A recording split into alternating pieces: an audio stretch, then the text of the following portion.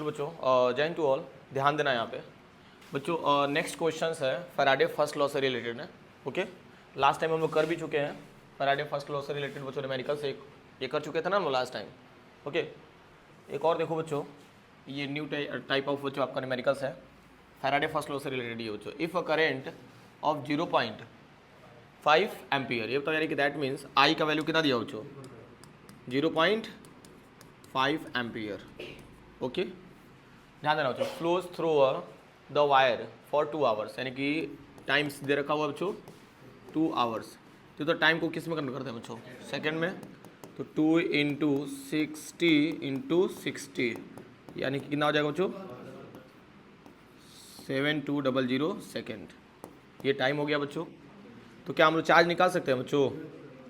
क्या जी बच्चों, charge equals क्या होता है, आई इंटू टी।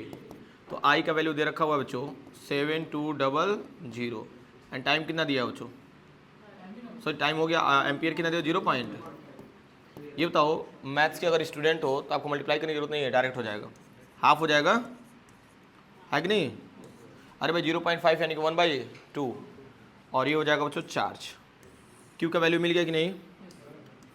अब हमसे देखो पूछ क्या रहा है बच्चों, कह रहा है if a current of 0.5 ampere flows through the wire for 2 hours then how many electrons flows through it. तो ये बताओ हमको इस चार्ज के बिहाफ पे हमको ये पता करना है बच्चों कि कितना इलेक्ट्रॉन्स फ्लो हो रहा है।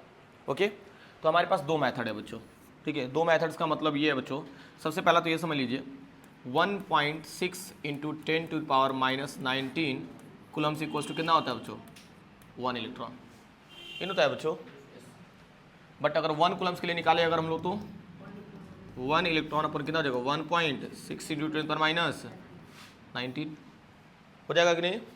लेकिन हमको कितने कूलम्स के लिए निकालना है, 36 के लिए। तो एक काम करना, 3600 कूलम्स इक्वल्स टू क्या हो जाएगा भाई, 1 इलेक्ट्रॉन्स इंटू 3600 अपन कितना हो जाएगा, 1.6 इंटू 10⁻19। मालूम है कि नहीं।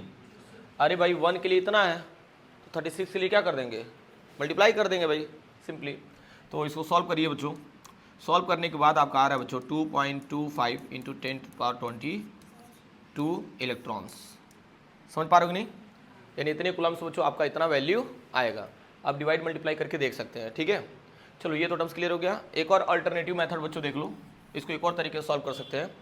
आप लोग पढ़े होंगे बच्चों Q equals to N E, पढ़े होंगे कि नहीं, Q equals to N E. तो Q का वैल्यू कितना है बच्चों, 3600, वही 3600 आया आपका बच्चों, 3600 हो गया। ओके, और इक्वल्स टू ये तो हमको निकालना क्या, नंबर ऑफ इलेक्ट्रॉन्स।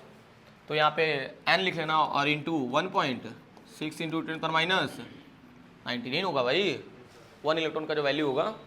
तो इसको क्या कर दो, इसके नीचे डिवाइड कर दो।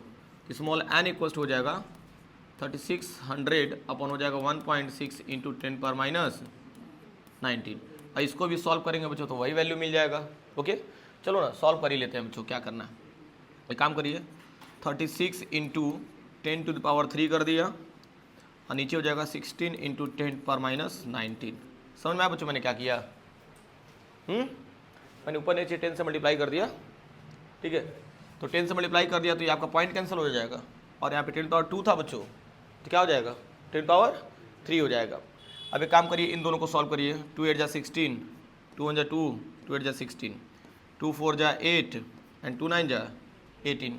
अभी तो 9/4 आ गया, तो 4 1 जा 4, 4 2 जा 8 और 10 बचेगा ना, तो फिर 4 2 जा 8 और 4 5 जा 20, यानी ओवरऑल कितना आ रहा है बच्चों 2.25 इंटू 10 तो -19 को ऊपर लेके जाओ तो कितना हो जाएगा 22 इलेक्ट्रॉन्स। क्लियर है कि नहीं बच्चों, this is your answer. Clear है, अभी कोई दिक्कत है। तो इस तरीके से बच्चों इसको भी सॉल्व कर लेंगे, है ना। चलो एक और न्यूमेरिकल्स देखते हैं हम लोग।